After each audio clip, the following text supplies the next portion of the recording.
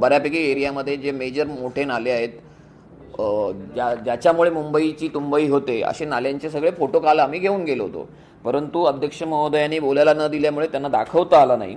आणि काल त्यांनी जो रिपोर्ट सादर केला आहे की नालेसफाई किती झाली आहे, तो रिपोर्ट असा आहे, मुंबईत सरासरी त्यांनी असं दाखवलं की 112.90% एवढी नालेसफाई झालेली आहे. तर मला हेच तुम्हाला दाखवायचं आहे. मी हे जे फोटोग्राफ्स आहेत, ह्या फोटोग्राफ्स हे मिनी स्वरूपात त्यांना देण्यासाठी मी हे बुकलेट बनवलं होतं.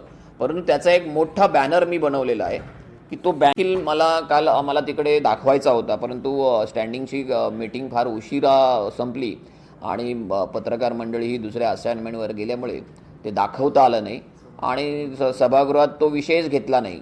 खरं तर तो विषय घेणं गरजेचं होतं.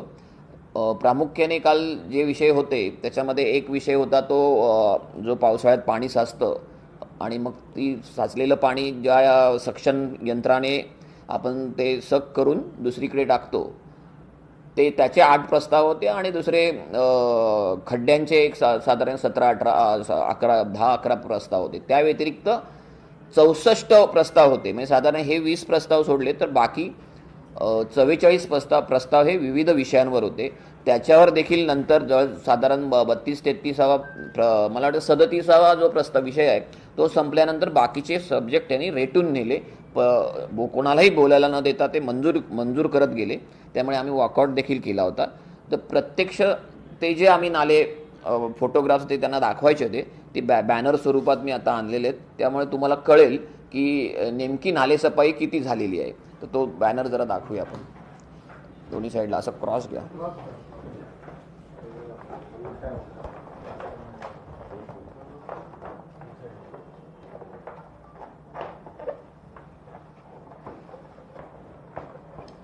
त्याच्यामध्ये हे सगळे जे नाले आहेत त्याच्यामध्ये मिठी नदी म्हणजे कुर्ल्याला जो क्रांतीनगरचा परिसर आहे त्याचाही फोटो आहे.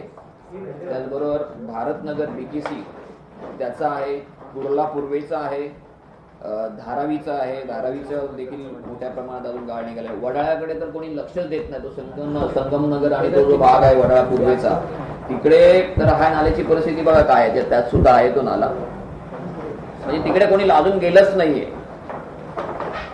आणि तो जो मोठा नाला आहे ना त्या नाल्याची परिस्थिती तोच बरोबर चेंबूर नंतर गोवंडी नंतर शिवाजीनगर, मानखूर, इथे तर सन्माननीय नवनाथ बंद यांचा हा वॉर्ड आहे मानखूर. त्याचबरोबर पुढे घाटकोपरला देखील मोठ्या प्रमाणात जे आहेत प्रभाग क्रमांक 92 मधले जे नाले आहेत ते मला वाटतं सन्माननीय महापौरांचा तो प्रत्यक्ष प्रभाग आहे. तिकडची देखील साफसफाई झालेली नाहीये. त्याचबरोबर अशोकनगर पोलीस चौकी, नाहूर मुलुंड, परत प्रत्यक्ष मुलुंडचा पुढचा नाहूर मनपा शाळेच्या इथला आहे की शंकर टेकडी बरोबर पुढे केशवपाडा नाला, मुलुंड पश्चिमेकडचा नाला आहे. त्याचबरोबर मुलुंडचा हा मायनर नाला देखील आहे. मायनर नाले देखील साफ झालेले. काल खरं तर तो 45 आणि 46 जो विषय होता तो मायनर नाल्यांचाच होता साफसफाईचा, परंतु ते देखील झालेले नाही आहेत. हे वाकोलाचे आहेत, हे वेस्ट साईडचे थोडे घेतलेले. मोगरा नाला म्हणजे जोगेश्वरीचा आहे, हा ओशीवरा नाला गोरेगावचा. असे सर्वत्रच पाहायला गेलं तरी आम्ही फार कमी फिरलोय, अजून बरंच फिरायचं बाकी आहे. तर बरेच नाले हे अजून साफ झालेले नाही आहेत. डेडलाईन 31 तारखेची होती. पाऊस लांबला आहे त्यामुळे ह्यांना ऍडिशनल पिरियड देखील मिळाला. त्याचं त्या संधीचं सोनंही करता येत नाही. अक्षरशः एकदम लिथर्जिक कारभार चालू आहे महानगरपालिकेत.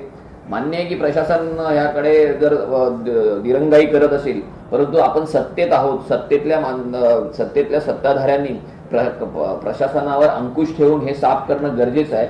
अदरवाईज मुंबईची तुंबई होईल एवढं नक्की. सर यात सगळ्यात महत्वाची बाब म्हणजे इथे दिसतंय नाव दे नको बंद करू.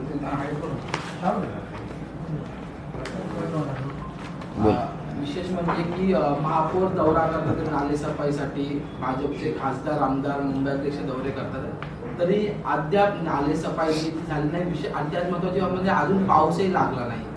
मुळात विषय काय सांगते की तेच सांगतोय, एक तर हे नालेसफाईचे जे दौरे करतात ना, दौरे करतात हे प्रशासनाला आधी कळवलं जातं, आमचा उद्या दौरा आहे, अमुक ठिकाणी आहे, तमुक ठिकाणी आहे.